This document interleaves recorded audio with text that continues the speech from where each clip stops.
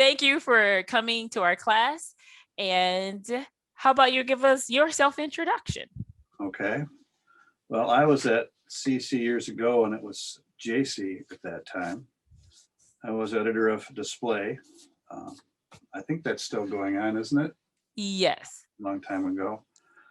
My interest in writing, particularly poetry, goes back to when I was a little kid. And a light went off. I think I was in first grade. And the light was phonics. I know they don't do phonics anymore, that people do whole reading, but I figured out phonics one day when I was homesick. I said, you could put two letters together and get a different sound. And that was magic to me. And that stayed with me the rest of my life. The second big moment I had was in high school. It's amazing to me that anybody has an interest in poetry after grade school. And I always feel sorry for Emily Dickinson because they take some of her worst poems and they just pick them apart like plucking a chicken. It's amazing that anybody even likes poetry after that. But I got in high school, two poets that a lot of people my age from that era looked at were E. E. Cummings and Dylan Thomas. E. E. Cummings did a lot of topographical poetry. Dylan Thomas, I mean, when you're 19 or 20, people who drink themselves to death are somewhat romantic. I don't know why that is, but I always liked his stuff and I still do. And I've probably been writing relatively seriously since then. And my method of writing is, well, one thing I'm going to tell everybody, I don't know if it'll come up or not. I don't believe in writer's block. I just don't.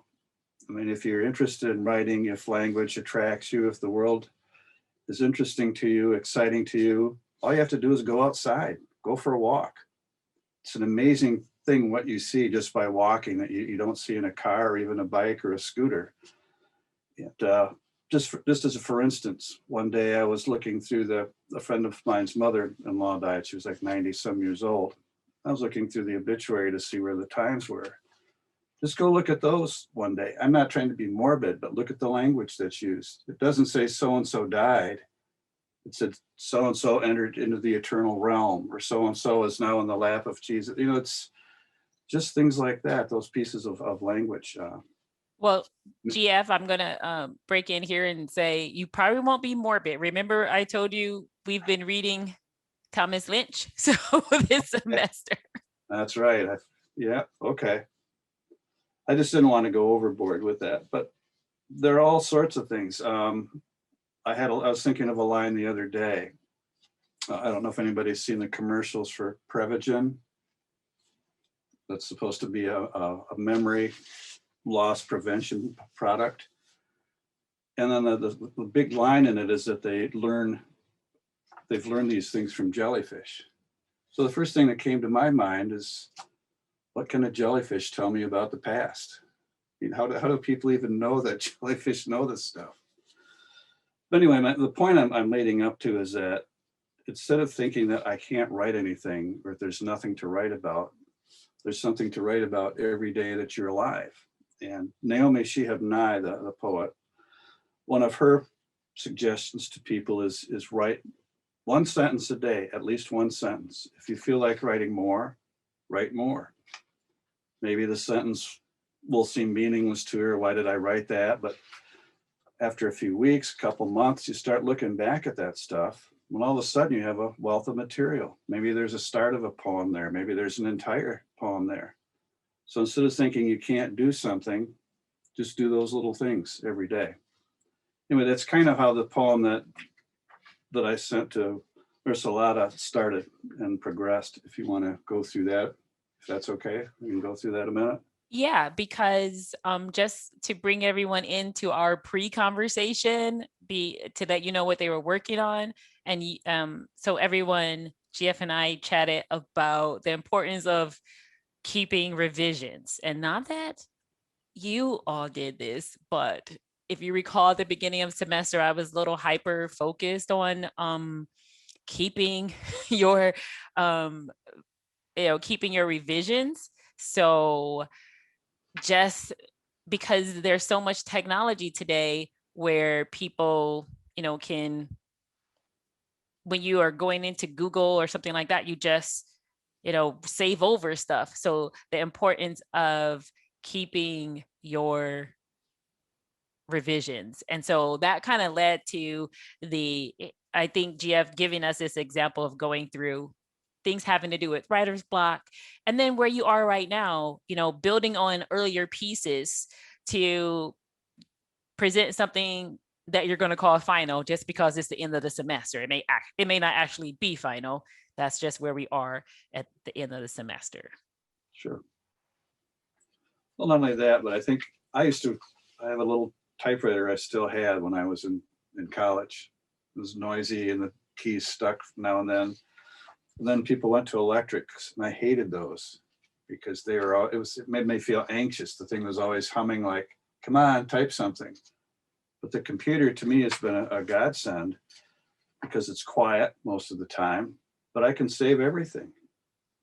I don't have to print. I do like to print out stuff that I do, but I do it less and less all the time because it's all in a file.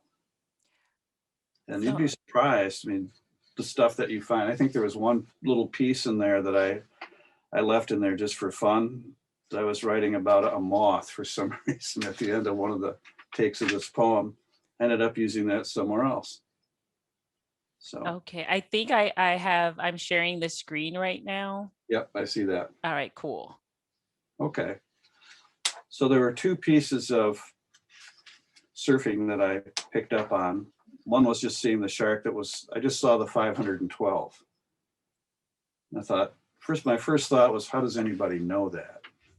But the second thought I had is, think of all the things that shark theoretically experienced. I mean, what it was alive for. Henry VIII was king. It lived through several world wars. And so my first take on the poem was that the shark was this wise old beast and that all humans were really stupid and he was laughing at us. I think that's how the first version of the poem went, that the shark is smiling at how silly we are, or smile in amusement. Then I started thinking about it some more and I said, well, okay, I was doing something that you probably shouldn't do very often when you're writing a poem, and that's, okay, I know exactly what I'm going to say and exactly how I'm going to say it. Well, then your poem is done if you know exactly what you're going to say. Part of the beauty of the poem is what you discover while you're writing it, and sometimes you don't know. So I started thinking more about it and I think, well, what would that shark think? Again, I don't know what a shark thinks, but that was my job as a poet, to try and come up with some ideas about what was going through its mind all these years. So that's each version of the poem. After the first version, I started taking it from the shark's perspective. And there are little bits and pieces that I put in there. I guess you could say it's kind of like parallel construction, but it's also, there's a writer that I've taken a workshop or two with. One of the things he references is blue highways. If you're familiar with maps at all, the blue highways are the little roads. People say, don't take that one, you'll get lost. But again, that's part of the beauty of a poem. When you're writing something, especially like this, you can take a left turn here or a right turn there because you're building on something and it'll take you in a different direction. And each direction you take adds a little bit more to it. There's a little bit more energy, a little bit more attention. One other thing I try to do too, I think if you look at what I've done, I try to pay particular attention to line breaks. Like, why do you break a line where you break it? Well, when we're doing free verse, if people say, well, that's easy to do, I don't have to rhyme anything. It is and it isn't. Part of what free verse is supposed to do, you're supposed to have some tension in it. You're supposed to create some energy, some emotion. And what I try to do when I write, I spend a lot of time on the line breaks because I also look at them like breathing. Each one is a breath, so that if the poem is working, you can read it and you're not stumbling through, oh, that line goes there. Oh, I missed that one. The idea is, as you breathe, you read. And one thing I would suggest to people, if you don't do it already, when you're putting together a poem, read it out loud while you're writing it. When I first started writing, I just write poems that, oh, I'm going to break the line there because it's funny and people won't get it. You read it out loud, you want it to flow, you want people to get it, you want them to react. So all the time I was doing this, I'd write a line, then I'd read it out loud and ask, does that make sense? Does that track? And some of the changes I made had to do with that. As the poem went on, I started adding a line here or there, doing a little tweak. I finally got to a point after, I don't know, about 5 or 6 versions where I thought I had it done. And then a friend of mine, another writer, Mr. Aloud knows him, was David Cope, told me that he thought it was pretty good, but that the last stanza, does he wish that people finally understood if it looks like he's smiling, he is. He thought that was inconsistent with the rest of the poem. So then I spent about a month writing different endings to it, taking it from his perspective, not ours. I think, well, what's the big deal? It's just a poem about a fish. But the importance of is, what would the shark be thinking? And I think I finally ended up with, I just wondered if he was wondering what it was like to live that long. And then the second piece that you saw on the very first page, it says, well, maybe he's only really 392.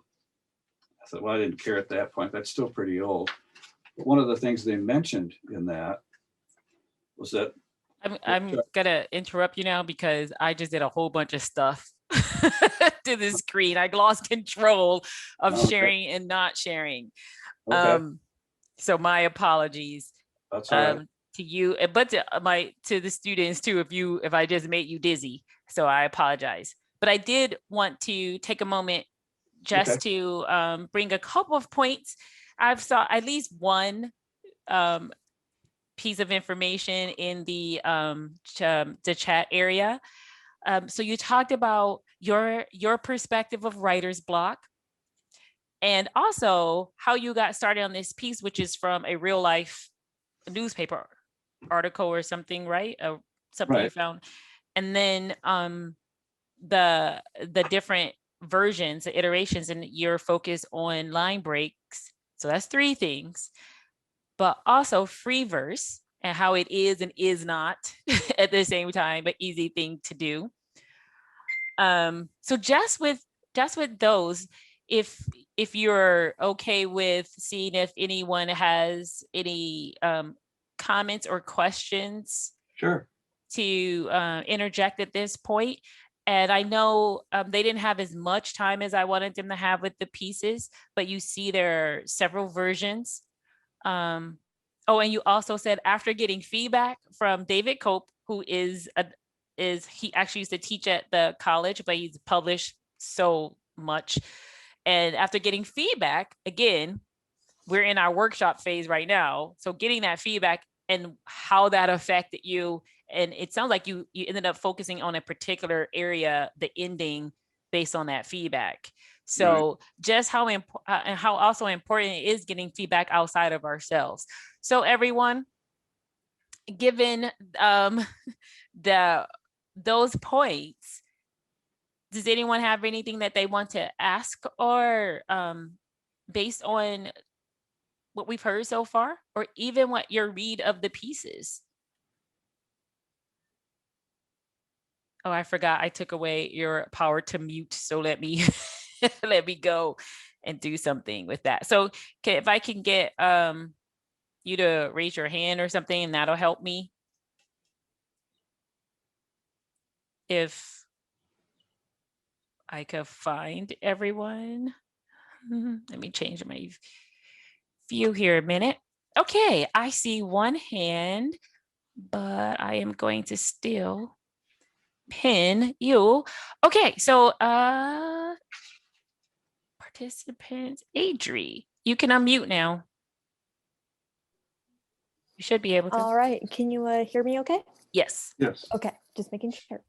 All right, so first of all, I really enjoyed it, especially being able to see your revisions in process, though I admit seeing it printed out, it was a little bit more confusing because they're in certain poets, they like to actually use strike throughs as an artistic choice. So I was like, wait, is that a choice or is that a revision? But I'm just curious, like when you were making your revisions, when did you decide that a lot of times in our things about images and such, we talked about how it's good to be specific about images and such. But as you revised, a lot of those specifics ended up disappearing, and I wondered how you got to that point, like, worrying about Plankman with before Hitler, or knowing where Atlantis is. I'm just curious why those ended up on the cutting floor. Okay. A couple of things. First of all, and I didn't mention this, but a lot of people talk about finding their voice. We already have one. It's just that what we're doing when the more we write, the more proficient it becomes, the better it becomes, the more we are able to edit ourselves. When I was putting that poem together, like I said, I thought it would be funny just making fun of humans. Look at all the dumb things humans did while this the shark was just swimming around. But then I thought, to me, it would be better to have a sense of what the shark was going through. And for lack of a better word, it seemed more poetic to me. I mean, anybody can make fun of history. So what if the shark is 300 or 400 or 500? What was going through its head? That was what started to say it was poetry to me, trying to imagine what was going on in that environment. And there's one line I added at the end that when I read the second little piece, when I was surfing in that, it said it wasn't quite that old, but it also said the sharks swim around looking for a mate. So I put in the thing about, does speed dating work? There's a line, I snuck that line in. But what I could have done with that, and asking about what gets excised and what stays, I thought I could have done an entire piece on that. A shark not having a date for 300 years. That's a whole nother blue highway. So I just thought what I had was pretty good, and just tweak it. And I felt like at that point, I felt like, except for the ending, it was holding together pretty well. I don't know if that answers your question, but I think you're your own best judge at that point. Like I said, you look at the very first draft and you look at what came after it. Yeah, all those things were cut, but I didn't think they were relevant anymore. Fair. And it's more of a clarity thing. Like, do you kind of choose stylistic spellings for a reason, or are you just removing typos as you go and just some stay behind? Like as I'm reading, I was going like, that's interesting. It depends on, poetry is still sound. It's meant to be read out loud. And one of the most famous poems that does that, if you've heard of this poem at all, is one of the first poems I liked was Jabberwocky. That's all nonsense. Those words are all made up, but that's what's cool about it. I'm not saying I can excuse all my typos that way, but there are times when maybe it's a little mistake. Well, if it works, leave it alone. You don't have to mess with it. Even the way that there was a famous writer named Raymond Chandler who wrote detective novels, and a lot of his novels became movies, but he had a particular way of writing, and the editors would always mess with his stuff. He finally wrote back to them, because they were talking about his split infinitives. He wrote back, when I choose to split an infinitive, it's going to damn well stay split. The point of that is that if it makes sense that way, again, you as the writer can tell, I like it this way. I don't care if it's proper grammar, it has a beat, it has rhythm. And that's one of the things I didn't mention about free verse. There's a beat to it.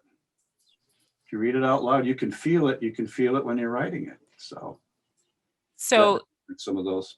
Well, so to that, I just want to add, as you are listening, everything you end up doing at the end of the semester for what you present for class, make sure you are explaining to me, because I have to evaluate it. So if you have spellings in your final version and they're there for a reason, that will be a really good thing to point out, because you will be able to tell me about your pieces. So don't just think I'm going to get it, because I'm not. So my question back to you, GF, is, as we look through the the versions that you have here. I mean, are we assuming that the last version is the final one, or are you still working on this? It's possible I might change it again. Okay. I kind of threw that thing in there about speed dating because I thought it was kind of funny, but I thought, well, I don't know if that needs to be in there. So then we could also, and I'm just saying that this is how we come to most works. Like, we don't have the artists there to ask a bunch of questions or these many versions of something that they've produced. So if there are some non-standard spelling in version 6 that we saw in the earlier versions, they may be there on purpose, not by mistake. And this may not be your final version. Yeah, it probably is. It probably is. I mean, there's some writers who think this is done. Like there's a writer named William Stafford says you're supposed to abandon your poems at some point. They're done, let them go. Don't think about them anymore. There are others who, if you look at anthologies, you'll see their work. When you compare 3 anthologies and the poems are completely different in each one. They've edited it. So, well, I'm going to say thank you for that abandonment idea. I know of at least a few people that I've worked with who could work that into their practice. And everyone, think about this. When you have to submit your portfolio, you're going to have to abandon it over just for evaluation. Now, whether you want to keep going after that, but you have to give yourself, as I'm hearing you say, GF, a stopping point. I have given you, let me know if you have other questions. I'm looking in the chat. I wanted to see if anyone wanted to follow up about writer's block. I'm curious a bit about that. And someone's written in the chat that they could see how writer's block can be an issue, but think the issue isn't so much as I have nothing to say, but more uncertain about how to phrase things. That's me trying to paraphrase what you said. All right, I think someone just got unmuted. You asked us about writer's block, did you not? You did not. You wanted a response, did you not? Well, I was paraphrasing something that I heard in the chat, and now I'm going to turn it over.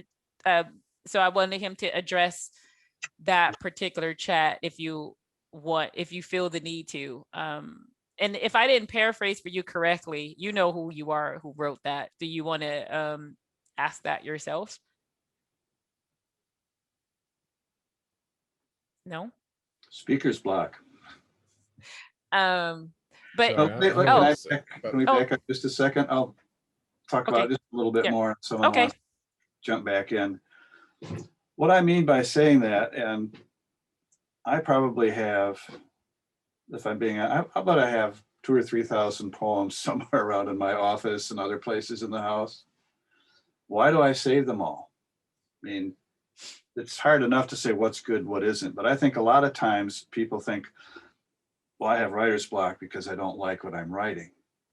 That happens to everybody. I mentioned William Stafford before. He got disinvited to a conference because he told people that 90% of the poems you write are going to be garbage, but you write them for the 10% that you keep.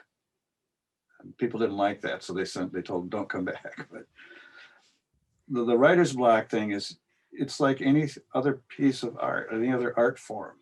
If you play piano, you do scales every day. You're not trying to do scales better than everybody else. You're warming up. You play the cello, violin, guitar, whatever it is. Those are exercises. So you get out of writer's block by doing some of that. Just do that. Take the walk. Write down what you see. I probably can't find it now. I have this is my notebook.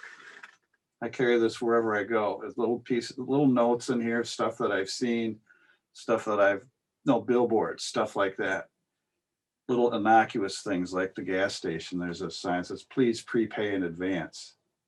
Yeah. How many more? It's like pre-planning maybe, but little things like that sometimes I use, sometimes I don't. It's just being aware and alert. And I think the more you're doing that, you're doing it anyway because you write poetry. The size of your notebook is getting some love in the chat area. So, but I also wanted to ask the everyone who's on right now something about you, what you just said that you put into your notebook, like just notice things. Can anyone think like in the last, like just this semester, have you ever just sat down and noticed something and perhaps wondered about like what the story or something might be around it? Not that you did anything with it, but you just noted it. So take like 10 seconds and think. And if that's okay with you, GF, let's see if we can get any sharing about, I think it goes with what you're saying. Okay. So if you have something, just use your raise hand thing and I can call on you. All right. I see Elena, you can unmute yourself. Hi. I'm not sure if this is like exactly what you mean, but I work at a daycare. I work with 2-year-olds primarily. So just a lot of the ways that small children will interact with other people, with the world, with their parents, with their emotions and everything, and the things that they say really put things in a new light. And then when I have that stuck in my head, then I'll sort of notice other things. And I'm like, man, that is kind of like, I've never thought about it like that before, but like, yeah, like I would have never like thought of those words in that order, but you're not wrong. And then just sort of like reframes like the way that I think and everything. So then I just sort of have that in my head for however long I remember it. All right. Thank you. Anybody else? Oh, Try recording or writing down some of those things. We all have that part, that footprint's all in our brains. We spent 20, 30 years beating it out of our brains so we don't have to think that way. But it's still in there. yeah, I don't recall if I did in this class something called thinking like a second grader. I feel like I didn't do that lesson and now I'm sorry I didn't. But it's basically how to undo all this, like what's right, what's wrong, how things need to be, and think like a kid again and ask a whole bunch of questions. Does anyone else have like anything that will go with this section of our conversation? I don't see any other. Well, let me look through, see if I see any other hands. We have 2 screens here. I have one I'm going to share. So I was in my office on campus about some weeks back. Early in the morning, I like going to campus when no one else is there. Like soon as when the sun is coming up, I have this window and I can see out across the street. And across the street from my office is the UIC. No, it used to be the old public museum or something. It's Ferris does all their creative stuff in there now. But I saw this car pull in. So I face the back of the building and I can see the big dumpsters, recycling bin and a trash can. And seriously, you all, I'll sit there. I have a fold up rocking chair in my office. So I unfold it. I'll sit there and stare out the window. And I'll feel like the creepy person from Psycho now. But anyway, so I saw this car. It was a white car pull into the dumping area. Twilight hours. I saw a woman get out. She looked in the recycling bin and then she walked over and looked in every, like the garbage bins and everything. And I was just fascinated by that little, and then she didn't take anything, but she literally like looked in, got like almost halfway into all these bins and then left without anything, got back into her car, drove out and left. And I wrote that down. I'm like, that's an interesting story I will probably never tell, but I was just fascinated by it. Sure. And that's something that I would, if I had a little small book like you, my book is big. I feel like I should get a smaller book now, but just write stuff in it. So I got us on this little conversation because I saw some chat about writer's block. And I don't know if you realize, I think you probably know how shocking it is when you make a statement like, I don't really believe in writer's block, how everybody is like, what are you talking about? Well, let me ask this then of people. You don't have to answer me directly, but just think about this for yourselves. I look back and I say, oh, I've got writer's block. And part of what the problem was is that I didn't think I could write anything good, whatever that means. I wasn't happy with the way I was writing. And again, that's not what that is. It's not, I'm not saying it's an excuse. That's unfair to say that you have that. But again, that's your job. You write, good or bad, you write. And that thing that you thought was awful, that one sentence you wrote last September, you might look at it now and think, did I write that? I can use that.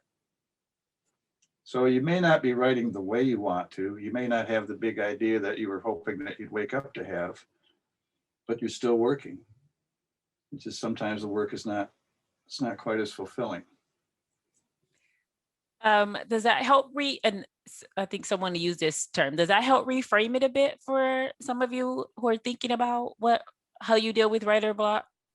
And then I know earlier, I think it was Adam was going to say something about writer's block and maybe Jamie, but if not, anything else before I just turn it back over? So I hear it's not so much it doesn't exist, but how do you engage with it and what do you do to get around it so you don't just, I guess, roll over and let it take over you, which that might be a way of dealing with it. Just walk away for a while. I think sometimes too, people think they have to have a major theme or a big idea to write about. And if they don't, I mean, there was a French writer named Francis Pong who he wrote prose poems. His poems, he'd write a poem about a pencil or a toothbrush. On his deathbed, he was unhappy because he wasn't going to be able to write the poem he wanted to write about a thermometer. But if you read his stuff, it's descriptive, but it's engaging. That's what interested him. So, I mean, if someone can make poetry out of a thermometer, we can certainly find things that, there's little things that you mentioned, the person going through the bins. There used to be a woman who, I think it was not quite in East Town, but she'd be on a street corner every day praying.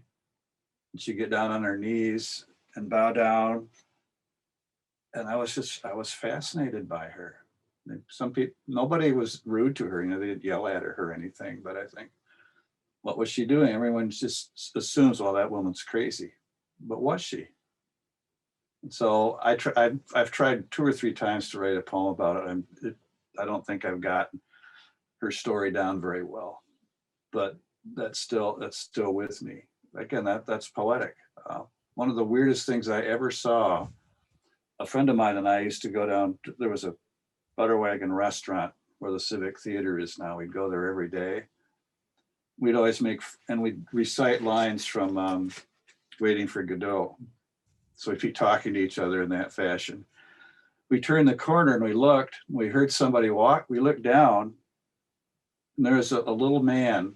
He had feet where his thighs were. He had shoes and crutches. We didn't feel like laughing. It was just so different. Were we supposed to? Did we really see this? We spent the first 5 minutes of our lunch trying to convince ourselves that we really saw this. And I never saw him after that. So again, you come up with something unusual every day. I think you come across it. So I saw one hand up. Do you still have your question, Adam, or comment or response? Well, he pretty much covered it, and I think it's something that we should retouch on about the whole writing is a muscle, and the more you flex it, the stronger that muscle gets. And the process of writer's block, as it isn't so much like the lack of words to say or how people say it. It's just you just need to get it out there, even if it's bad. It's bad. It's fine. You can always fix it later. But at least just doing something is better than not. All right, thank you. Jamie M., did you still have your comment? Sorry, I was stretching my back on the bed. Yeah, for me with writer's block, I just find alternative routes. Like, for example, I oftentimes work at like different comics at different times. That was one of them you heard. And I'm like, dang it, I can't think for Stargazer. Well, I mean, I watched that The Omen the other night, so why don't I just work on Devil in the House of God and vice versa? I just So I jump from thing to thing to thing to thing. That's my way, because technically I do have writer's block, but then I just work on something else. All right. So yeah. So I like that idea of having an alternative route. I'm looking at our time. So we have about 6 minutes. I want to see if anyone, because some of you are doing free verse, and I'm just going to stay on my free verse. Like, please do not use it as an excuse to say, oh, that's just what I felt like. You need to make sure it has some pattern, some dominant characteristics that we've been working on this semester.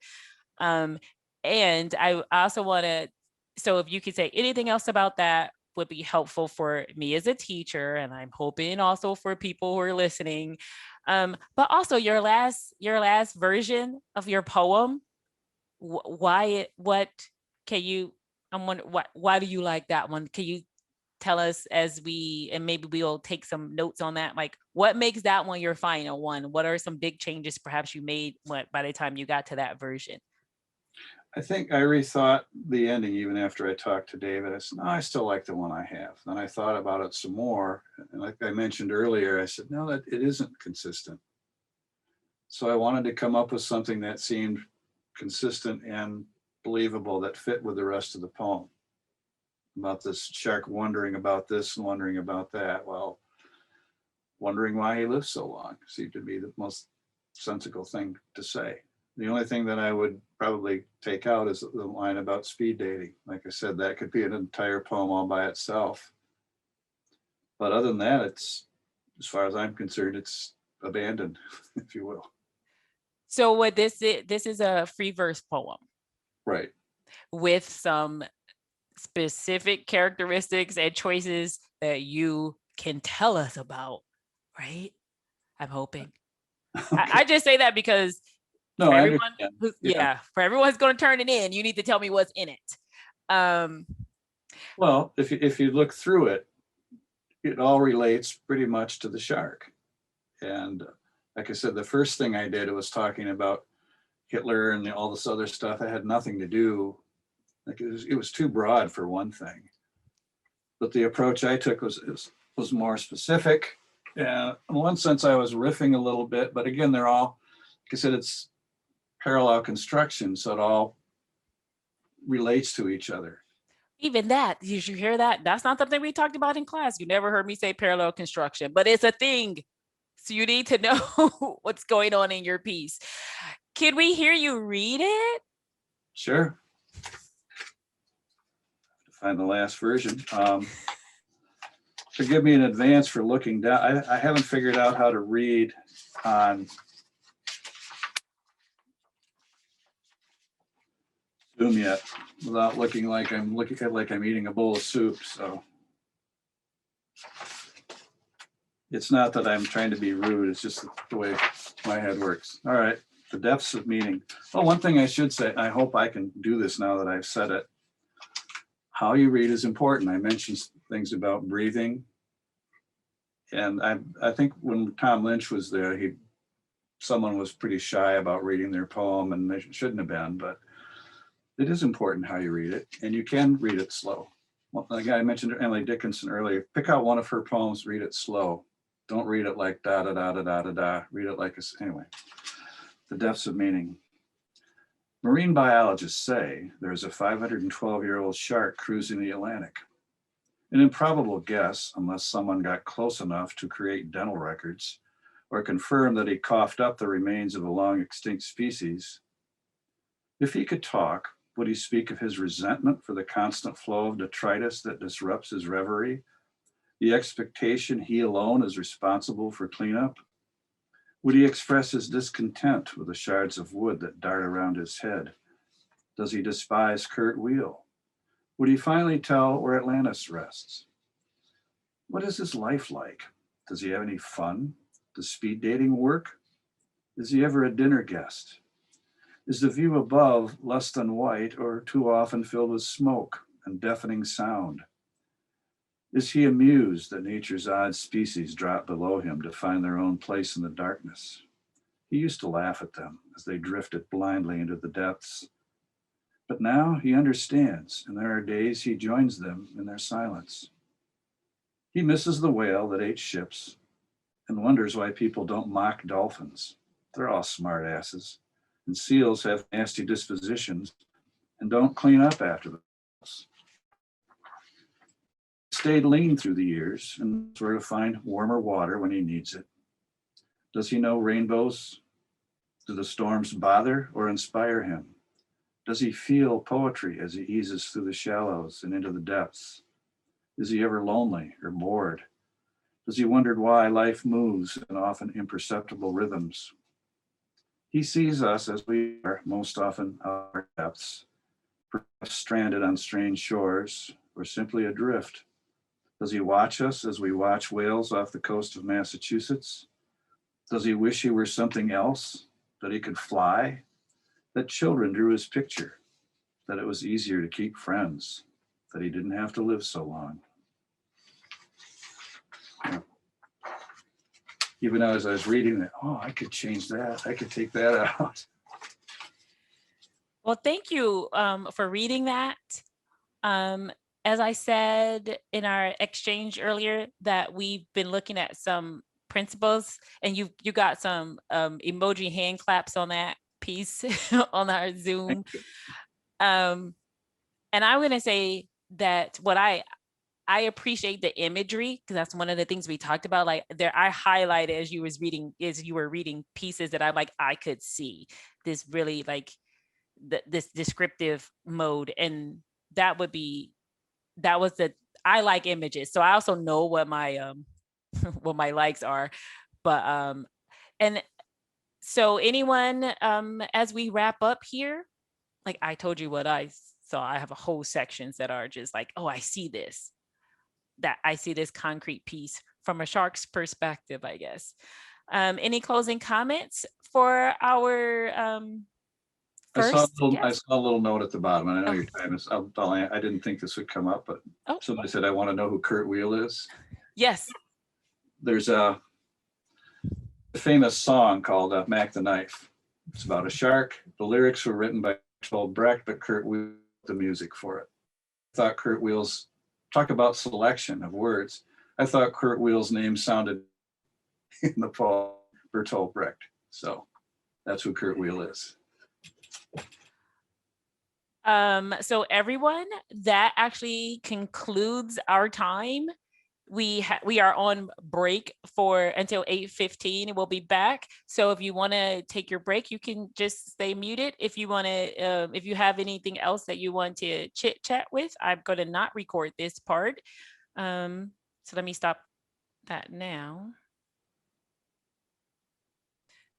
I have a follow-up question to your answering about using punctuation. Is that just in this poem, or is that something you generally don't engage in?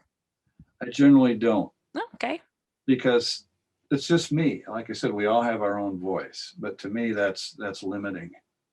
I start thinking about punctuation, and I went to a parochial school, and when I write a sentence, I can still see those little structures in my head. This is where the pronoun goes. This is where all that stuff. The diagramming sentences. Yeah, I don't want to mess with that. The other thing is I want to get all of it out, get it all out there, and then play with it. That's why there's so many verses too, or versions. So that's why I don't use punctuation very often. All right. Anybody else? I appreciate all your time. I was going to ask you guys some questions, hear some of your stuff. So, well, if you're still here and you want that, I am recording again. You all aren't on. Only GF is on the camera. He's pinned. So go ahead, ask away. If they want to respond, they can. I'd just like to hear what some of you guys are doing.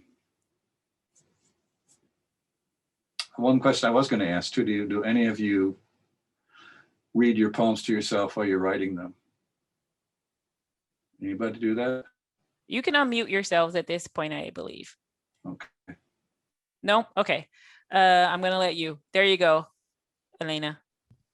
Oh, okay. I was just saying we didn't have the option to unmute. Yeah, for me, writing is definitely something I hear in my head.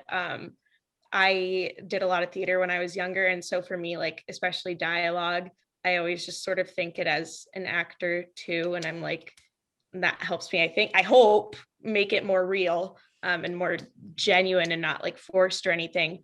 But especially with poetry and line breaks, I find line breaks so weird because I never know if I know there's no right or wrong way to do them, but I feel like sometimes like there is, and I just don't know that part.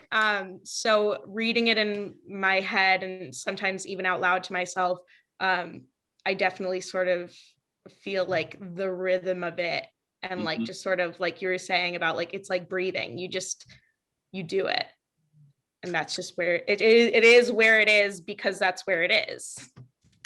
I had a mention earlier about that, using the muscle, writing muscle. I think the combination of practice, even if you're not trying to write something finished, you're exercising that muscle. You're basically helping yourselves become more in tune with what you're trying to do. You're exploring what your capabilities of your own. So even if you think you're doing anything, you're doing that, at some point you'll say, I don't need to revise, chop this up. It feels right. Because there's a lot of feel when you write poetry. You just know it. It's like when people play music, they know it. So you're right on with that. Jamie M, I see your hand up. If anybody else has anything to add, just raise your hand and I'll unmute you.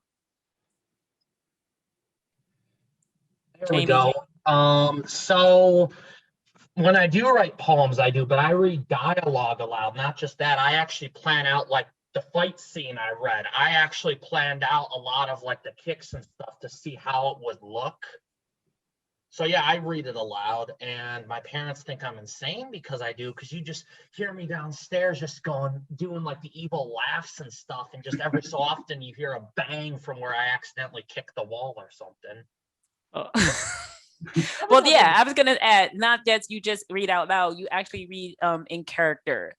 Oh yeah, I do the for a villain, I'll go. So he wwent at the start of the class, so you kind of missed that one. Like a 2-page stanza. All right, I thought it was boring. I think I saw Adri and then Emily. So let me go in that direction. Adri, you should. No, I was going to say that I like to see how things do sound. I don't know if anybody else did, but for the record, I did also get phonics training. We are the millennials, at least, were the hooked on phonics generation. Like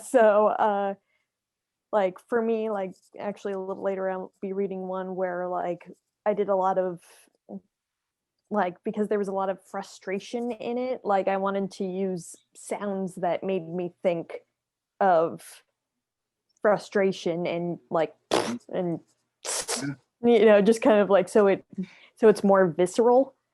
Not one to work on it while at a coffee shop, but it does help. Why not? That onomatopoeia. Okay, I had two other hands and I think I accidentally lowered Emily's hand and I don't know which Emily it was. H. Okay. Emily and then Roberto. Sorry. First of all, thank you so much for being here and reading that today. And also for giving us the opportunity to look over all of your revisions. As somebody who I am currently writing a poem, or wrote rather, for this class, however, I am supposed to edit it more. It was really interesting and helpful seeing how you kind of pared it down and where you switched focus. So thank you again for being here and for, I guess, all of your insight.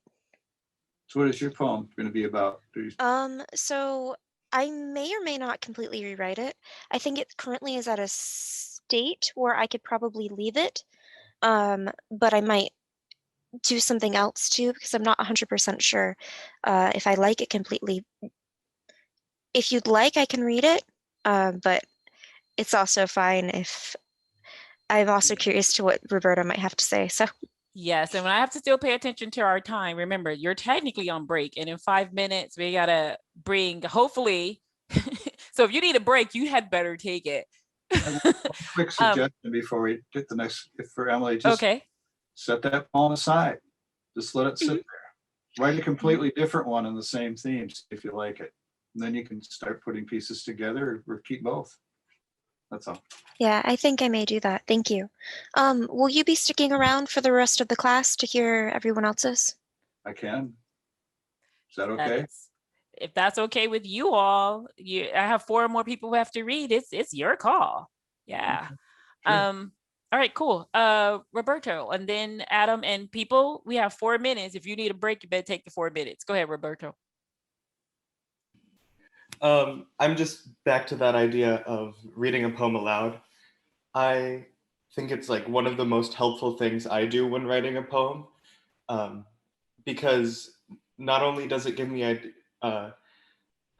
like a better idea of like, okay, this sentence is phrased weirdly, I gotta rewrite that, but it also helps me a lot with like, when I write, I think a lot about like speeding up and slowing down and like volume.